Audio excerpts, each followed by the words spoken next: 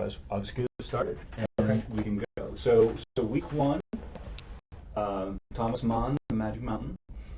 We're what, 35 pages in? Yes. By my count. Yes. First two chapters. So we've got a lot of preliminaries out of the way. I think I'll just start. Okay. And I want to definitely swing back around and look at the details, but I think big picture, my takeaway so far is this is it. And there's a little twist, I think, that is pretty obvious, right? Like there's all this emphasis about this is a short trip to visit his cousin. This is not going to be a short trip, Right. He's, I don't know if this is going to be like a One Flew Over the Cuckoo's Nest scenario, but he's stuck at the sanatorium for longer than he thinks he's going to be, in some fashion. Yes. And this kind of emphasis on his ordinariness is part of the kind of like it could happen to anybody kind of thing. But I will add, big picture wise, something that I think is really interesting. It feels like it's really setting us up for a picaresque. It's got a kind of Huck Finn going down the river kind of feeling. But I'm also pretty sure what we're really in for is the opposite, right? There might be this like mental voyage of self-discovery, but it's going to be very, very in one place. Is my sense. Yeah, I'm not getting the impression much is going to happen outside that building. It did have a little bit of Cuckoo's Nest feel to it. The sanitarium did. I'm not sure if I'm pronouncing it right, but Joachim is what I'm going to call him. Yeah. The cousin Joachim seemed amused when Hans emphasized that he was coming back in 3 weeks. He was like, "Oh yes, you're already leaving in your head." Mm-hmm. And I found myself thinking about the Shining as well. Yeah. Because it's like this place so far removed from everything else, this giant sprawling building on the top of a snowy mountain. Mm-hmm. Mixed in, I think the Cuckoo's Nest analogy is pretty good. So I don't get the impression we're going to be leaving the sanatorium much, but I have no idea. Well, I know we talked before about the forward, and I assume part of that conversation was about, your trepidation of a spoiler-laden introduction. Right. I didn't know if it was the editor's introduction, but it's not. It's this forward by Mann. It's sort of an interesting kind of moment, right, to confront.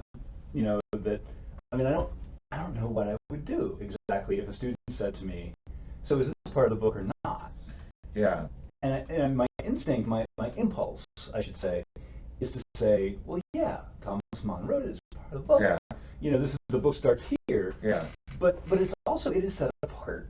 It comes before the table of contents. Right. It has this kind of the sort of formal sort of organization of the thing suggests that it's different. And I feel like what it's really doing, and it may be, as you know, I taught the ones who walk away from OMLS right towards the end of the semester that just wrapped up.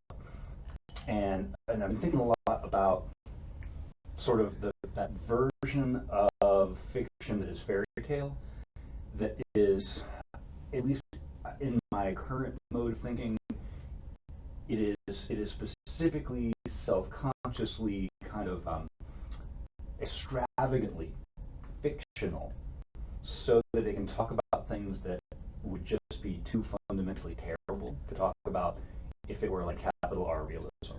Right. And I've got a little bit of a feeling from this forward that one of the things Mann was trying to make clear to us is the fictive quality, if that's the word I'm thinking of. Mm-hmm. That he was sort of setting up. There was even right in the middle, right at the end of the second paragraph, right? In a word, the degree of its antiquity has nowadays to do with the passage of time, in which statement the author intentionally touches upon the strange and questionable double nature of that reeling element. Mm-hmm. Which, first of all, like for what was this, 1920 something? 24. Yeah. He's doing a very, very like 1965 sounding, discussion of time, it feels like to me there. But I also feel like what he's kind of suggesting here, in the same way that opening, Land Far, Far Away, a long, long time ago, Land Far, Far Away, that there's this suggestion of like, I'm just telling you a story here, but. Well, he emphasizes that it wasn't, speaking of the sort of double nature of time, he emphasizes that it, part of its pastness and the fairy tale element that he also brings up here. He doesn't use the term fairy tale, he says legend. Right. But I think that email I sent you, I can't remember her name, but the woman who's currently doing an edition of it translated that as fairy tale. That was part of her little blurb. Yeah, but that was a nice piece. It actually. was. For something that was obviously pretty casual. It had a lot of good stuff in it. Nice little blog post. I'll try to bring that up next time when we talk. But he says, it wasn't that long ago. He says in the next paragraph, it takes place rather deliberately to avoid the present tense it took place and had taken place in the long ago, in the old days, the days of the world before the Great War. So he's thinking about World War I. This is before World War I, in the beginning of which so much began that has scarcely yet left off beginning. They're still dealing with. We haven't even ended the beginning. Right. Now that World War I is ended, echoing Hemingway and Stein and all of the people writing during this time, I think. Yeah. So yet it took place before that, yet not so long before. And I really like this next sentence. Is not the pastness of the past, the profounder, the completer, the more legendary, the more immediately before the present it falls. And that just got me to thinking about, I just had a 50th birthday, and so to me, he's talking about a human life here. There's two things going on. There's, the world just before World War I is dramatically different than it is now. Right. So we might as well be talking about antiquity if we're talking about, 1914 or whatever, because now in 1924 things are all kinds of messed up. But also for human life, we don't really live that long, yet we think about our younger selves as if it was like so frickin' long ago. I've been thinking about that a lot too, like anytime you encounter a memory from the 1990s and it's like, wow, that's a long time ago, it feels like, but not really. It's still kind of an immediate past. It's both, forever ago.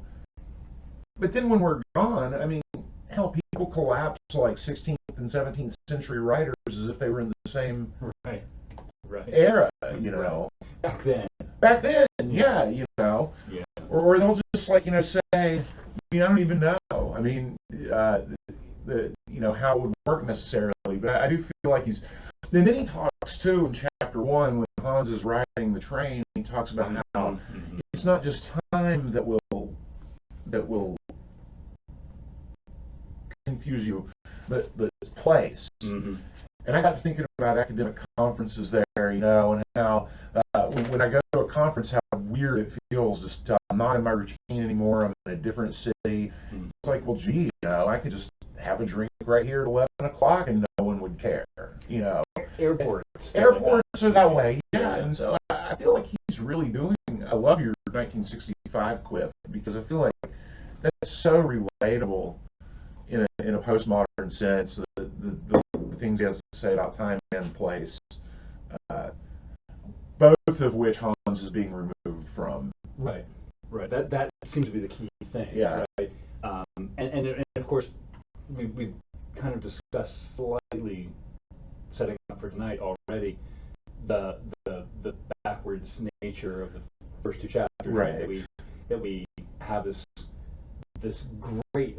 I want to get to the actual description of this journey to going up the mountain. I was going to say Geneva, but it's not Geneva. It's Davos. Right. Journey to Davos. Yes. And the Cog Railroad and all the things. And as somebody who has done some trips like this, and you too, there is that kind of and maybe this is why I'm thinking picaresque, or maybe like Grand Tour is a more appropriate kind of reference there. But there is this there's that sense of potential, when you're on the train. Maybe this is kind of Jamesian in its way, on this train hurtling towards something, and it feels like that something is extra big, while it's still in the abstract. And I feel like Hans is doing a version of that, this young man getting out of town, maybe for the first time, Yeah, I mean, he had been away for boarding school, but you don't get the impression that, right? Like he had left, he came back. But he hadn't left Germany. No, he hadn't left Germany. And so this was like, he's like out in the world all of a sudden, Yeah. And there's all this possibility, and he's a little nervous, he's a little scared, but he's also excited at the potential.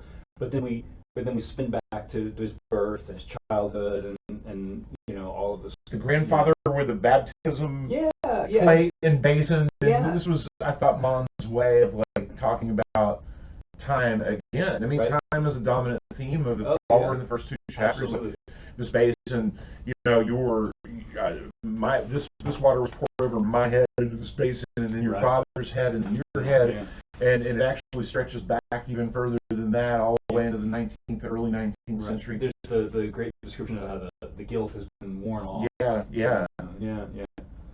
So there's this, there's this definite kind of like, I don't know, I guess postmodern feels like it's a little bit of a cheat, but I'll say that for brevity. There feels like there's this very kind of postmodern thing, but it also feels kind of very much in, I mean, I keep trying to remind myself, like, this is in that moment when Joyce was doing his thing, and Hemingway was doing his thing, and Gertrude Stein, and all of them. And so, at the same time, apologies to Faulkner too, right, and so, apologies to Kubrick, I guess, but it's a modern art masterpiece. And even though it feels a little different to me, and I don't know why. I mean, part of me feels a little weird, right? I'm supposed to be some kind of expert in literature, but here I am, dangerously close to 50 myself, and just now reading The Magic Mountain. And so I'm wondering if some of the exotic feeling that I'm getting from this narrative is just my own sense of this book, my own kind of like irrational sense of this book is somehow more exotic than The Dubliners or The Sun Also Rises, simply because it didn't land on whatever syllabus when I was. But I mean, that's a cool thing. I've been thinking about that a lot. I've recently decided that for teaching, the only thing that I would really consider to be an absolute win would be if students in the classes I've been teaching all these years, if just some of them leave thinking, I'm going to read more. Something that happened in a class convinced them that reading can be valuable for its own sake. And so, it's kind of exciting to be coming to a book that like this, that so many people would be like, well, yeah, that's a classic. You should have read that a long time ago. And it's kind of like, well, I'm kind of excited to be reading this for the first. I mean, you and I also read The Haunting of Hill House for the first time. Right. Not that long ago, as part of a book club with some friends. And it was kind of fun, I'd go on Facebook and be like, oh, I'm reading this book. And people would be like, what? You haven't read it? And a lot of times they would express envy, that like, oh, you're experiencing Eleanor's journey for the first time. So I kind of dig that, there's still so much out there to read. This certainly isn't the only classic I haven't read, for that matter.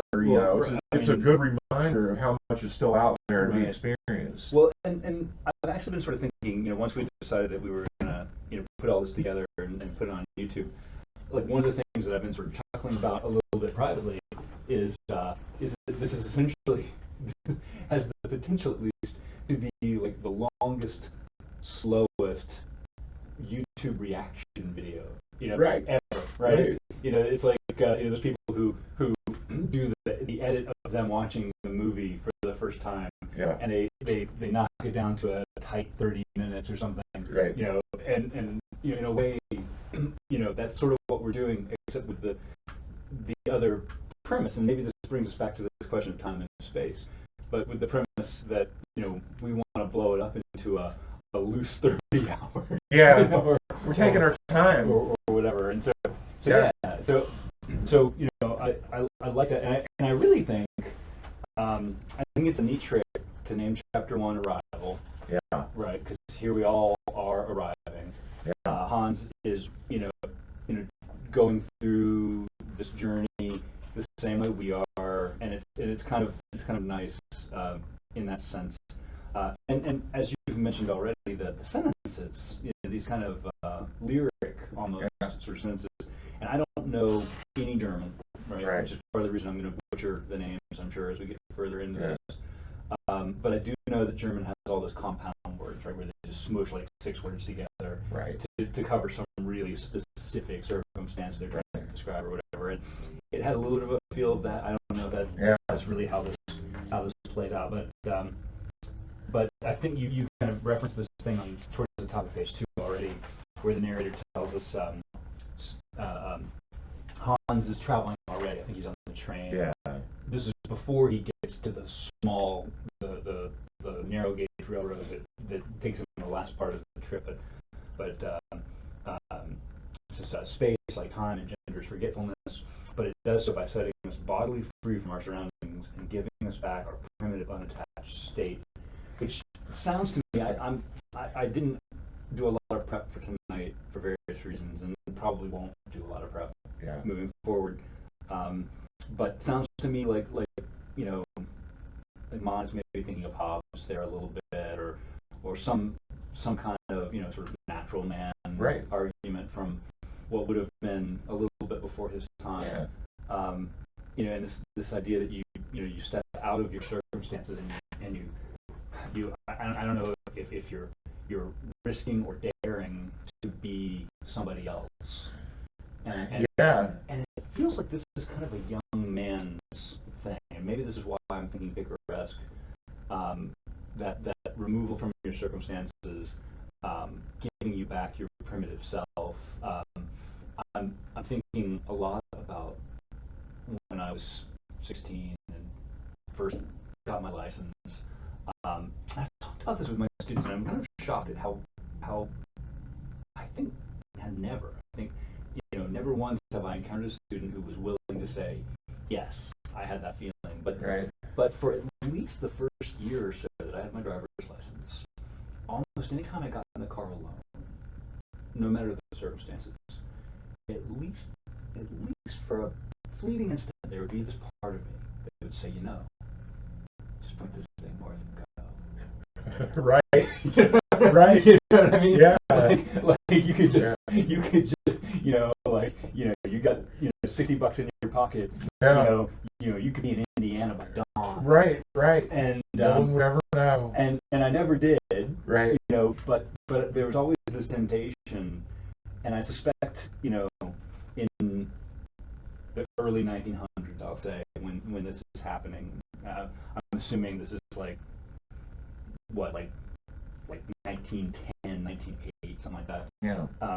I'm assuming that there must have been something similar to that, where you go to a train station and all the locations, and you just think to yourself, just go to the Alps. And now the circumstances that caused him to leave that we learn about in chapter 2, got me to thinking about, and I'm sure that a lot of people are making these connections that are comparative literaturists or German lit people, but the tuberculosis outbreak is something that I guess Joachim had. I mean, he had a little blue spit bottle that he showed him, and he was like, we all pretty much, and it creeps Hans out. He says us up here a bunch of times. He's like that is a weird way of looking at it, dude, but he has been there 6 months, so I can see why.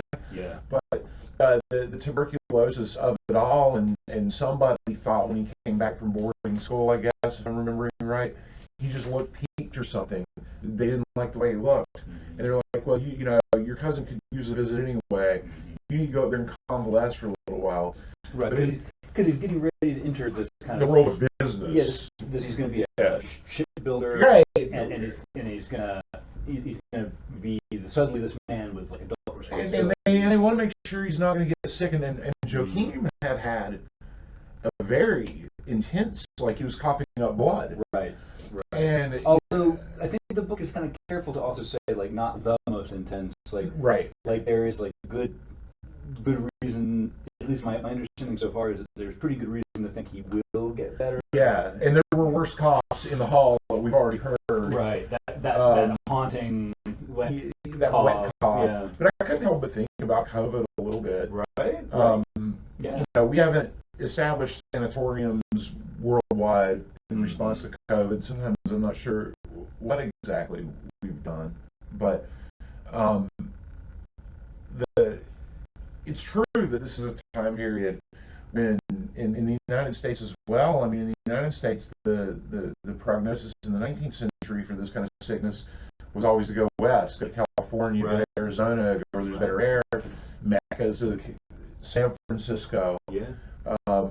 And so I felt like this kind of reminded me of that a little bit. I don't know if that's off or not, but this idea that we're going to go higher up, get better air, clearer air.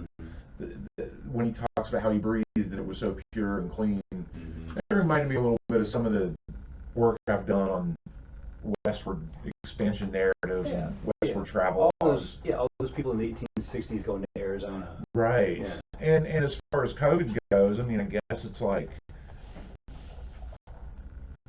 the most globally definitive event that has happened in my lifetime by far, I would say. Yeah.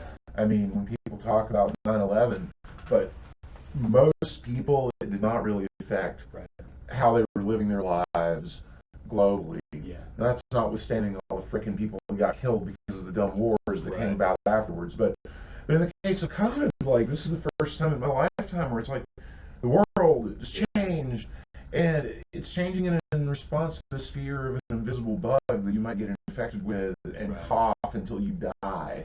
Well, and so this reminded me a little bit about that too. Yeah. Well, and that, you know, and the two things kind of come together a little bit for me, in the sense that let me just find that passage. Hans is pretty interesting with his cousin when he first arrives.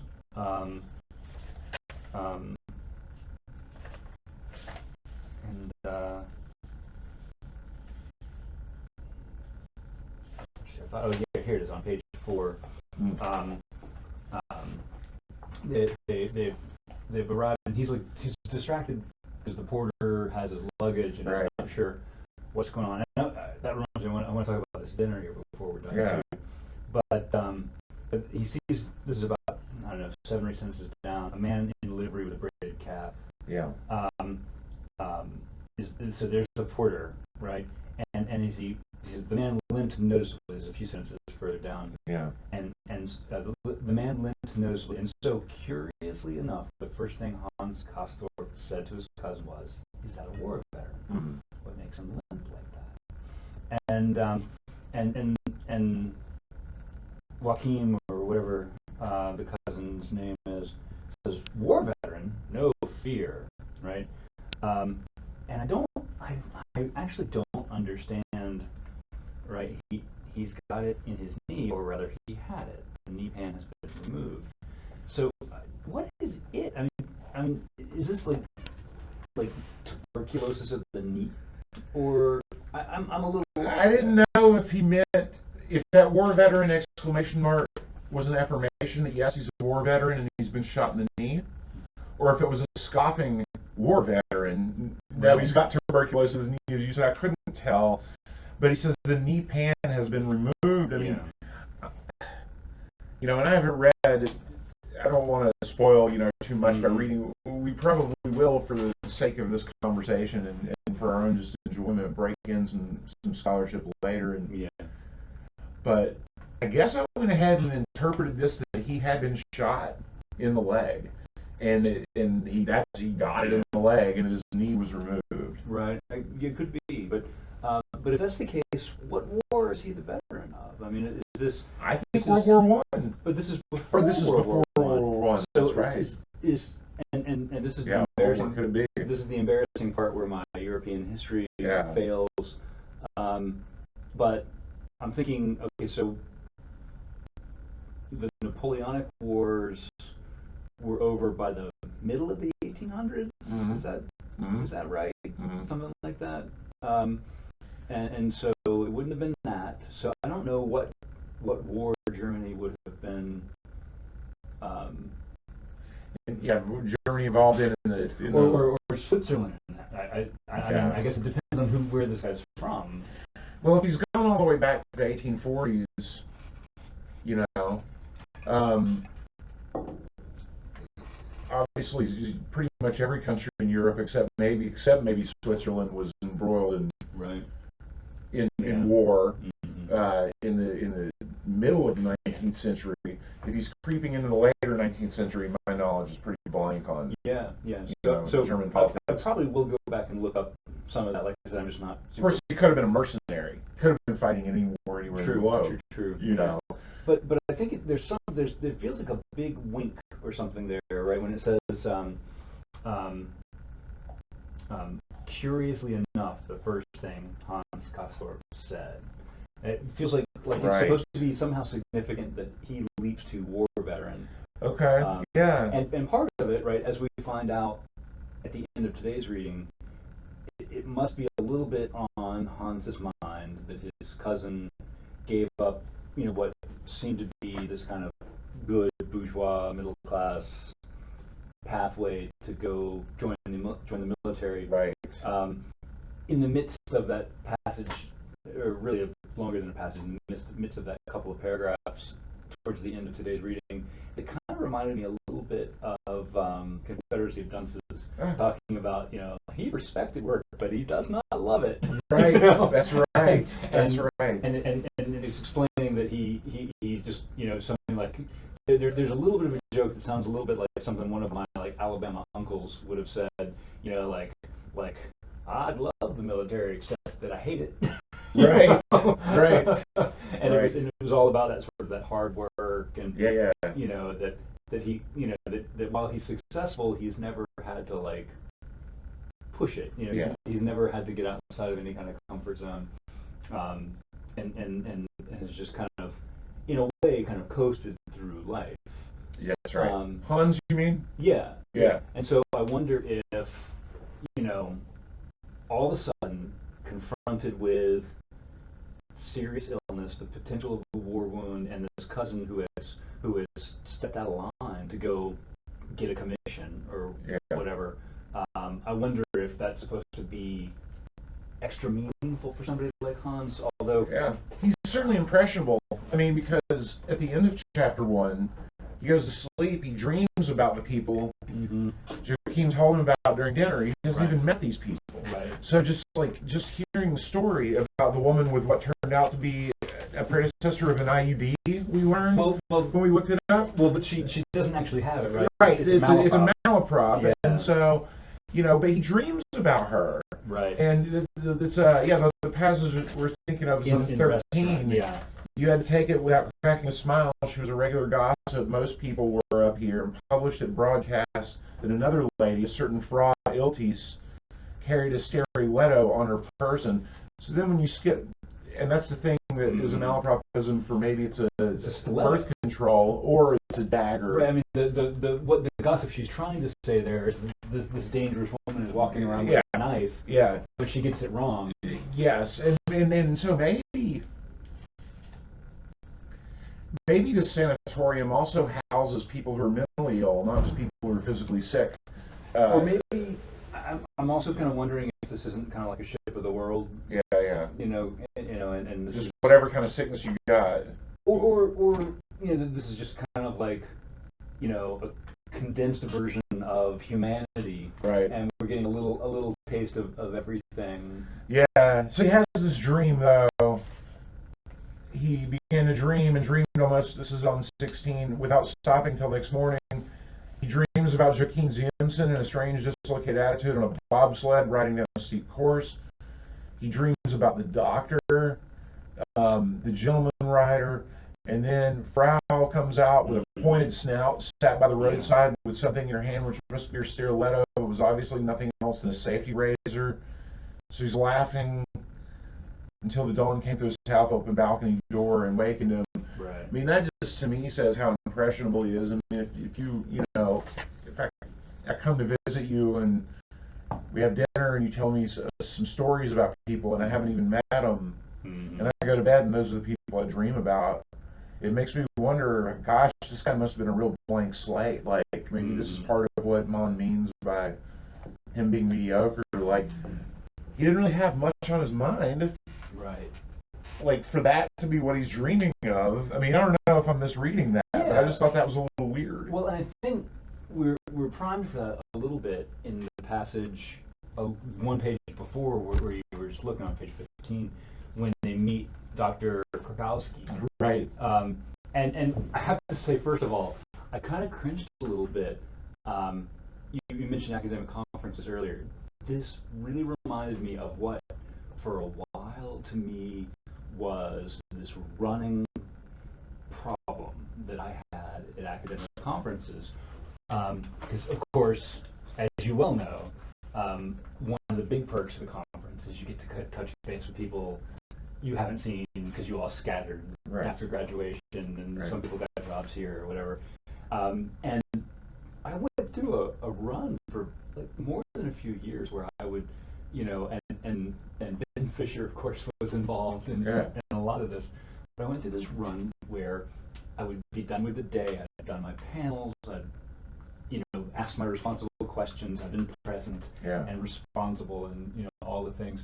And then I would go out with somebody I was touching base with, get a little drunk at dinner, and then inevitably run into some important person on the way back to the hotel, and have to try to pretend to not be hammered. Yes, yes. Even though they probably now, in retrospect, you realize that they were too. Looking back, they're probably propping themselves up in front of. Yes, yes. Like I must not let this young person know that I'm hammered. But encountering somebody who has written a book that mattered or something, and trying to be this responsible academic person, 6 drinks into the evening. And I feel like this is part of the joke of the scene. I love this scene where they've just gotten out of control. Although it's interesting, and maybe this speaks to the innocent nature of Hans, but it seems like they are remarkably drunk for what seems like two people splitting a bottle of wine. And and maybe I'm just reading too much into it. Maybe it really is that he's tired, but it looks like they got hammered at dinner. It did, and it may be that we're supposed to infer that there was more than one bottle. Yeah, could be. But either way, they're like, oh, I gotta go to the room. Right. And then here's the doctor. Right. Right. And suddenly the cousin is all precise and military in his bearing. Yes. And then the doctor's kind of having fun with this, right? And this is where I started to get a sense. This is where I became sure, this is not going to be 3 weeks, because the doctor is making noise about this visit that makes it clear that he doesn't get to visit. Right. And he's weird. Like his description here, about 2/3 of the way down on 14, he was unusually pale with a translucent, phosphorescent pallor that was further accentuated by the dark ardor of his eyes, the blackness of his brows, and his rather long, full whisker, which ended in 2 points and already showed some white threads. I mean, this is who's the not Doctor Strange, Mysterio. Okay. This is like a comic book villain, right? Right. Whiskers with 2 points, the ends with premature gray, and the dark brow and the pallor. And it's like, how can he not be a bad guy? Right. And and he's gonna psychoanalyze. That was another interesting thing, right? He's gonna psychoanalyze young Hans. And which one seems scandalized? Well, it occurs to me this is very new. Yeah. Right. I mean, this is literally hot off the presses. Yeah, I don't know what the analog would be today. I mean, Freud wasn't really getting Freud's ideas weren't really getting around until 1890. Mm-hmm. So I mean, so this is really, this is potentially those copper bracelets for your joints, or something, right? And Hans is clearly scandalized by when his cousin mentions that they do psychoanalysis, right? And he's like, what? not that. Yeah. Right, which it cracks me up, right? Because then, 400 words later, we get this long description of his dreams, and, Right. and I'm like, what could this mean? Yeah. but there's this kind of this depth and richness of this scene, right? That on the one hand, it's just this hilarious little like Hell's a Poppin' scene Yeah. of two drunk kids trying to like not be drunk in front of the grown up. The grown up being kind of creepy in this way that might just be he's being a grown up, Yeah. but might also be significant in some other ways, leading to this kind of this kind of dream sequence at the end of the chapter that points toward some real weirdness. But I thought this whole sequence with the dinner. I think I mentioned to you before. When I was in college, one of my jobs was doing dinner service at a retirement home, and it was one of these things where the menu was really limited. Yeah. And it was basically like 3 kind of preset entrees.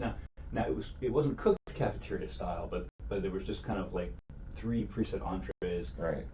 And like whatever of the 2 or 3 drinks you could have. Yeah. And 2 desserts that you chose from, something like that. And so they would literally just kind of like check off little boxes. Right.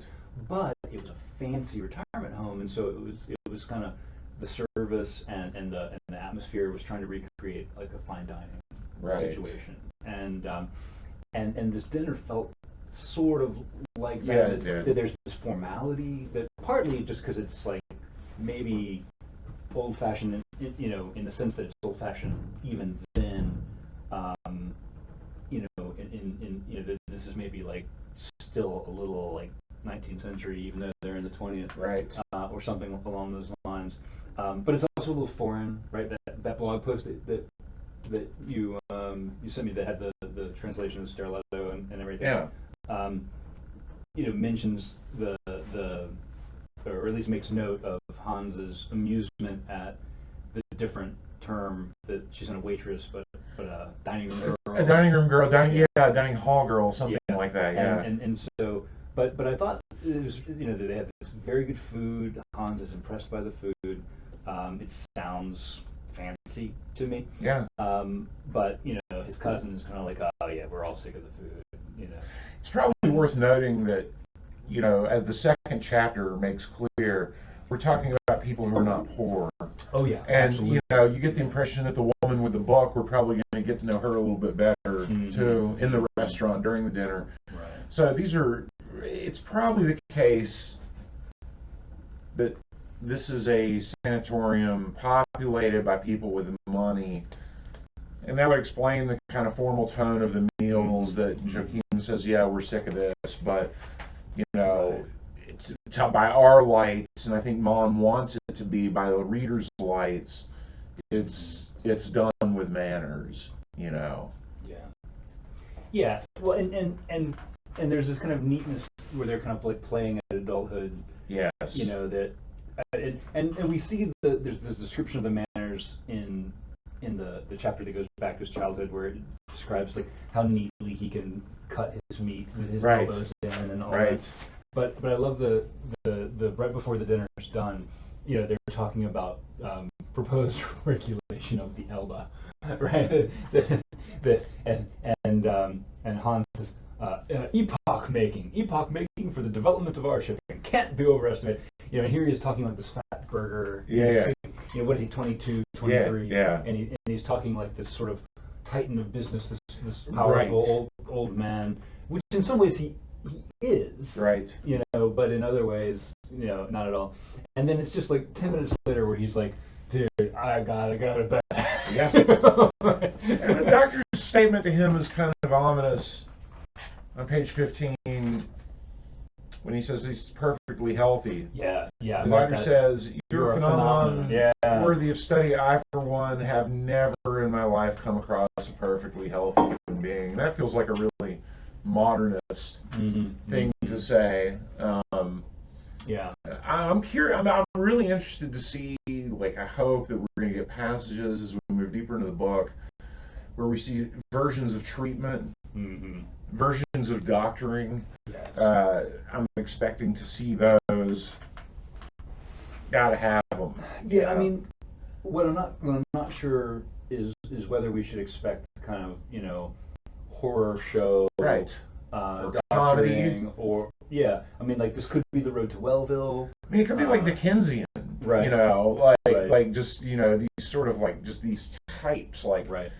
This doctor is jolly and laughs all the time, and this one's more sardonic and can't stop tapping his cane. I mean, I don't know what we're gonna get.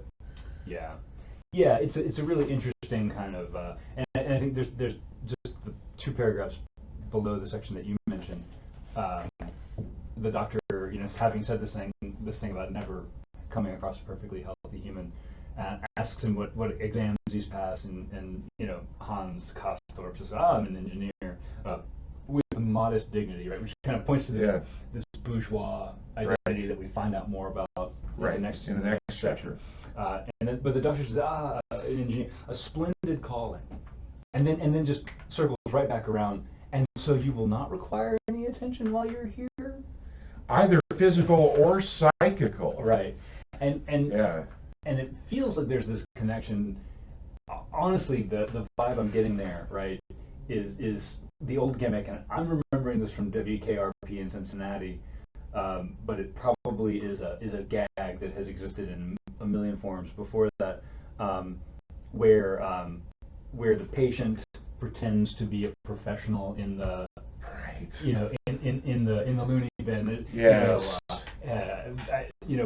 Where I think the cliche version of it, right, is like the visitor comes to see their poor relative or their poor friend who's been committed, and the doctor is like taking them around, clipboard in hand, explaining things, and then 5 minutes in, somebody's like, Lionel, I told you stop pretending, right, and Lionel's like, blah, blah, blah, right. And so the sense I get is that the doctor is kind of like already beginning to treat Hans as if he is, delusional or somehow or another like not fit to judge his own state. Right. And this speaks to, I think, the earlier kind of, philosophizing on time and space. Yeah.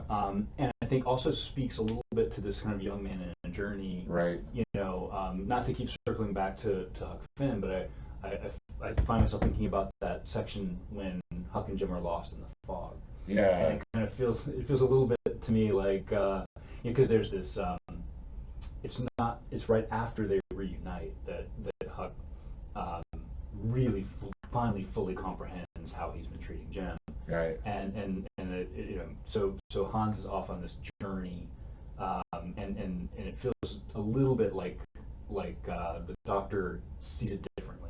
Like Hans thinks he's got it all figured out, and the doctor's like, let's see. Yeah. And it's scary. There is an element of horror built in, the idea that you're checking into a place like the Eagles song, you can check out anytime you like, but you can never leave.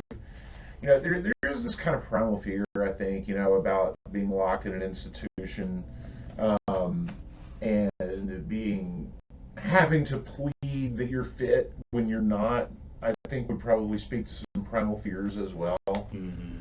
I don't know. I guess like the first couple of chapters, my big takeaway is a lot of possibilities are opened up. Absolutely. Like I expect there to be comedy and horror and maybe even some sexiness, thrown into the mix. And also probably some class issues I expect are going to continue to come up, because that second chapter, we didn't get to as much tonight, but so much of this was about, long-standing inheritance and property on the one hand, but then Hans's uncle tells him, well, my kids are going to get all my money, so you're going to have to do it on your own. And Hans is like, okay, that's, I understand. Right. Yeah. And so there is this new money that Hans is going to have to go out here and get it. Right. And that's what he's doing. That passage you quoted, where he's like, "It's an epoch-making. We're businessmen." Well, and that clash between old money and new money I wouldn't be surprised to see that make its way Yeah. somewhere through this book too. Well, what I think is really interesting about that, and this is a thing I think about a lot as an American sort of phenomena, but I think the book is speaking to this in a lot of ways too. We're watching the second season of Bridgerton right now, and so class and money and stuff is just sort of on my mind. Although that's not, I think, what Bridgerton wants me to be thinking Right. about. But he's been educated to the standard of a sort of aristocrat, Yeah. right? But he doesn't have the sort of financial circumstances Right. of an aristocrat. That's right. And I think that this is a really, and I'm kind of on thin That's ice. a little like graduate school too, isn't it? Well, I was just gonna say I'm a little on thin ice here, but I'm gonna say I think this is, I was think before reading for tonight, I was thinking of that as a kind of like iconically American circumstance that had to do with, and here we are in 2022, right? And I don't know what to say about America sometimes, but I used to feel really confident saying, that whatever else we were more class mobile than a lot of places, and Right. and we did have more opportunity. I'm not sure I can stand behind that right now, but Yeah. what was interesting to me about this is Hans found himself in a very graduate school sort of circumstance. I always think my example for this is always from Norwood, where he marries the woman, he's this like savage, like bear with furniture style bachelor, right? Yeah. Running the unlicensed dentist shop, and he goes downstairs to the saloon every afternoon and gets the pitcher of steamed beer with lunch. And my understanding is that the steamed beer is cheap, right? Yeah. That it's like air and beer, right? Yeah. And so it's cheaper. And then he would just drink it and presumably just drink the pitcher as if like a cup. Yes. And then he'd go back up and nap in the dentist chair, sleep off his lunch, right? And then he gets married to the sort of gold digger style wife, who I feel compelled to also point out like is not wrong, Right. Who's like, oh my God, you're living like a savage, right? Yes. And she makes him start buying like the bottled beer, right? Yeah. And then later leaves him, right, to Yeah. go be with the richer guy. I think is I'm actually blanking on the exact reason, but I think she leaves him for a more successful businessman because he loses his dentist practice. Right. And his big complaint after she leaves him is damn it, you got me used to this good beer and now I can't go back. And so there's this phenomena, right, where you get kind of like educated out of your class. Yeah. Where it becomes clear that class and taste, like they're not the same as being wealthy or poor, but they certainly intersect and overlap in these interesting ways. And Hans, This is what bothers people about, when the time frame rings true. I mean, the Titanic sank when? That was 19 teen something. something. Yeah, Yeah. we don't know, but Yeah. we know that it's early 20th century. Right. It happened the week before Downton Abbey started. I'm gonna look it up. I'm gonna look it up. When did is how I remember. I'm sure that a lot of people know Titanic sank when. I'm just gonna type that in there. April 14th, 1912. Okay, so not quite the teens, but yeah. And so 14th and 15th. So it's not just the Leo movie. It's every treatment of Titanic I've ever seen, and I've actually read a couple of books about it too. This class stratification always comes up, right? Because of the people in the bottom, right? But there's also this big deal made about people who just bought their way in, and they were invariably Americans. This goes to your point. Yeah. Versus the people who just had always had it. Well, and the other part of that stratification, though, right, is that there are some really pragmatic reasons to believe in it, but as DiCaprio shows us in the movie, it's also kind of a bunch of bunk, right? because he has this artistic sensibility Yeah. that is much more aristocratic Right. than the oaf, Right. boyfriend. Right. And so who's upper class Right. becomes this kind of slight toss-up, and so Hans Castorp has all of these aristocratic tastes. There's that great bit in chapter 2 where it walks through his like post-dinner ritual. Right. First the cigarette, then Yeah. the cigar. Yeah. He drinks the porter every morning. That's for right. his breakfast. Yes. He's slightly anemic. Yeah. I mean, he's got this kind of. Which, by the way, they started giving him that when he was like 14. I know. Like, but again, Right. Germany, Right. not the Well, United States. Yeah, welcome to Europe. Yeah. Right? And what's the joke that you have to be able to see over the bar, and that's Right. that's when you're old enough. Right. But so he has these aristocratic tastes, and also a little bit of that noblesse oblige, the sort of the good manners and the elbows in at the table, and and he has this kind of worldview, right? But as his uncle, right, and the family stuff, I want to talk about that. I know we're starting to run short on time, but the family stuff is interesting to me, right? Because the uncle kind of lays it out, as you pointed out. You're not going to get the full inheritance. I have this trust for you. That's right. But part of the poverty, and I think this is really interesting. It's on page 17. The part of and poverty is the wrong word because he's still wealthy, right? Like the uncle even suggests that he could technically live on this inheritance. He's just saying, Yeah, if you want to live better, you're going to have to go earn right, that. right. So you can't live like he's been living. Yes. Right. Yes. But what is this about 15 lines down? We get this interesting and this is another thing that kind of pinged my 19th century hospital horror story thing. The mother, right, who is, as far as I can tell, doesn't get a name. Right. She's just the mother. Right. She dies. Just in bed. Right, of arterial obstruction following neuritis, which sounds an awful lot like neurasthenia to me. And again, not super prepared. I'll have to look this up later. But she just dies. An embolus, which I guess I just read as embolism. Yeah, I think that's a fair reading. At least that's how I read it the same way. She'd just been laughing, sitting up in bed, and it looked as though she had fallen back with laughter. But really, it was because she had died. Right. Right. And first of all, like, this is a thing, right? Yeah. Sometimes people just drop dead. Right. But they make something of a deal out of how Hans, by the time he grows up, death is like he's well acquainted with it, when and he much goes more to- so than most young people would be. Yeah, but just a sentence later, the father, Herman Castorp, Yeah. could not grasp his loss. He had been deeply attached to his wife, and not being of the strongest himself, never quite recovered from her death. His spirit was troubled. He shrank within himself. His benumbed brain made him blunder in his business, so that the firm of Castorp and Sons suffered sensible financial losses. And the next spring, while inspecting warehouses on the windy landing stage, he got inflammation of the lungs. Yeah. So he and this is I mean, maybe I have to say, like you mentioned the COVID thing earlier.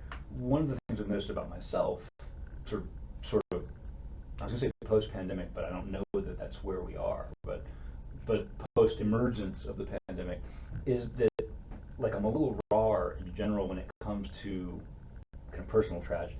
Like I kind of can't hear those stories without feeling them a little more keenly. And I'm not trying to sort of like claim some high ground. It's just I think I used to be able to sort of read these narratives as narratives, and it's a little harder to distance myself these days. And I think, first of all, like that is like a couple of sentences there that just unpack into a pretty deeply tragic story. For Hans, yes. Well, for all of them, for yeah. Herman, I mean, this husband who just can't go on without his wife. Yeah. I mean, this is a little heartbreaking. Yeah. But the other thing that it points out to me, and I think this is maybe important, and maybe this is just like the Marxist in me. It sounds to me like Hans wouldn't have needed to go be an engineer. Like it sounds to me like Hans would have gotten this big inheritance, or at least inherited this big well-to-do business, except his sensitive father blundered in business. Right. Right. So it's this dumb little sequence of events. Right. Yeah. One artery goes bad in his mom's head, and everything collapses in this way that is not about, Puritan moral failing. That's right. It's not about, he didn't gamble, Right. He got really sad and he couldn't keep up with his business. And Yeah. things fell apart. Yeah. And as a result, Hans, right? Because when he dies, Hans is moved, and I love. Goes to the grandfather next. Yeah, he goes to the grandfather, and the grandfather liquidates the business. Yeah. And this is where that trust comes in that Hans is eventually going to get, who his final, it was his uncle, the final guardian, Yeah. Consul Tynapple, Right. on 27. And I looked it up, and apparently the name suggests like the absence of apple. And I don't know what that really means exactly. Tynapple. Yeah. But or Tynapple, I don't know. But it sounds Great uncle to Hans. right. There's a great uncle who is also a consul, and the grandfather was A senator, right? a senator, right? And so clearly like connected and really born to be in this maybe not aristocratic family, but in this kind of version of like aristocrat of the marketplace. Yeah. But this one thing Right. knocked everything off the rails, and I say off the rails like, oh no, he's got to go to college now. Right. right. Right. But he, it is unusual enough or whatever that his uncle, the Tynapple, has to say, hey, just in case you're not clear on this, Yeah. you're going to have to go earn some money. Right.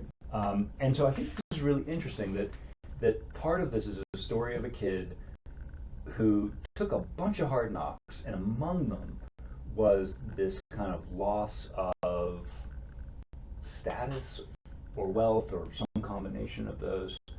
But and this is I think is the main thrust of the first couple chapters, but remains like pretty unperturbed by life. I mean, he's just kind of like seems like a pretty happy dude. He seems like, well, and I mean that might be part of the mediocrity that, or simpleness. I don't think we've seen the last of Mon meditating on what it means to be mediocre and or simple. Right. Certainly the book being over 750 pages long, I'm expecting it to be more than simple. Yeah. With it. But you're right. You said at the beginning of the conversation, part of the point there is it could happen to anybody. And certainly a string of events like what you just narrated, just the blind luck of a brain embolism, and then the domino effect from there, could happen to literally anyone, which is, not part of the American narrative of who succeeds and why. Right. But it's my sense that European literature is much more sensitive to that. What little I've dabbled in Russian literature and French literature anyway, seems to be much more aware that you can get bitten in the ass from out of nowhere at any time for no reason. Yeah. And that this is as true of the people at the top as it is of the people at the bottom. So I don't know. I'm looking forward to seeing where he goes. Yeah. And how much should we read for the next time? Well, I thought this was a fairly manageable bite. Yeah. I won't lie. I was kind of trying to keep up with some other stuff, and end of semestering, and I didn't actually finish. I finished the last 2 pages at like 4 hours. Okay.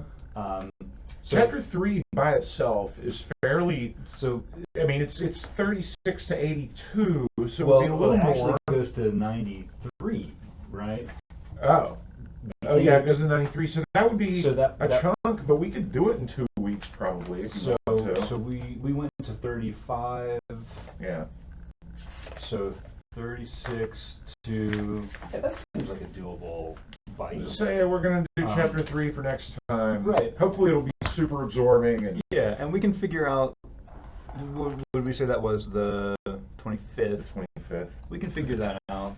We can figure out the exact time and everything as we Yeah. get a little closer and see what circumstances are in there. But otherwise, that sounds good. I think we're off to a good start. Yep. And I'm going to do a little bit of digging into just a few of those historical things. I'm going to try to avoid. I think I'm going to wait at least another couple reading assignments before I start looking at secondary stuff. Yeah. Unless something just is so interesting that I have Right. to start looking. Yeah. But I am going to kind of remind myself, hopefully, some of the European history that contextualizes this. I mean, I had to look at a map Yeah. just to see where Germany and Switzerland Right. shore is, right on the southern border. Yeah. Yeah. Well, I was a little more familiar with that, but I did have to kind of shake my head loose, because when I think of Davos now, Yeah. I only think of G8. Right. Right. And that kind of stuff. Right. Which maybe is not the wrong thing to think, but I don't Right. know yet, Yeah. based on where this is going. Yeah.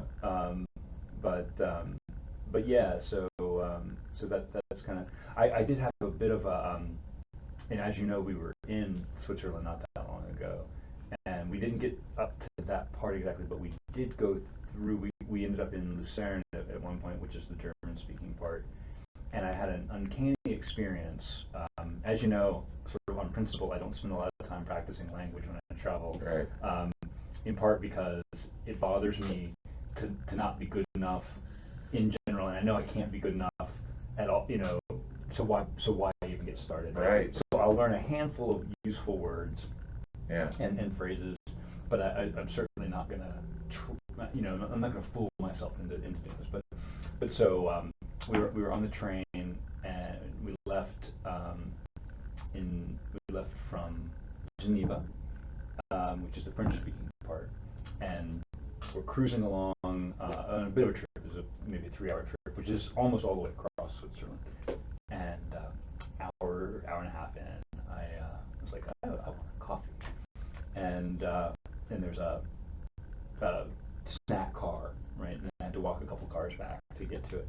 And along the way, I was kind of rehearsing my how to order coffee in French, which I know, but it's not like supernatural, Right. so I have to kind of get in context, Yes. And so I'm like, and I'm like, okay, I got it, ready to go. And I step into the car, and there's nobody there, and it's this very helpful woman standing behind the counter, ready to go. And I step up, and I'm about to deliver my French, and she says, "Guten Tag." And I'm like, crap, we passed into the German-speaking part. and then I spent this embarrassing 45 seconds. Like if I were a computer, it would be that little spinning. The spinning disc. Yeah, or the hourglass. Right. Right. Just thinking to myself, what's the German for coffee? When of course it's coffee. Is it? It's coffee with a K. Nice. Nice. And so she very as not to traffic too much in stereotypes, but very efficiently made me a cup of coffee. Yes. I was trying to use the time to remember how to say thank you. Yeah. In German, and she made the damn coffee too fast, and I had to stand there like an idiot again until I remembered. Oh, danke. Yeah. And off we went. But it is unnerving, to make that move. And I guess it's a little different if you go from Germany to the German-speaking section of Switzerland. Mm-hmm. But I mean, I suppose this is, it's a very American thing to be like, it's weird to travel and then have to speak different languages. That's right. But it is weird to make Yeah. that move, and so the map is kind of important. Yeah. In that sense, and the book is inviting us to be interested in this, right? By talking about space and Yes. context and primal selves, and I wouldn't be surprised if we see some nods to other languages later in the book. I'm betting that we're gonna find that the sanatorium is pretty cosmopolitan. Yeah. And as you say, we're gonna learn more about this silent woman with her book. With her book, yes. All right. Well, I think that is about we're it.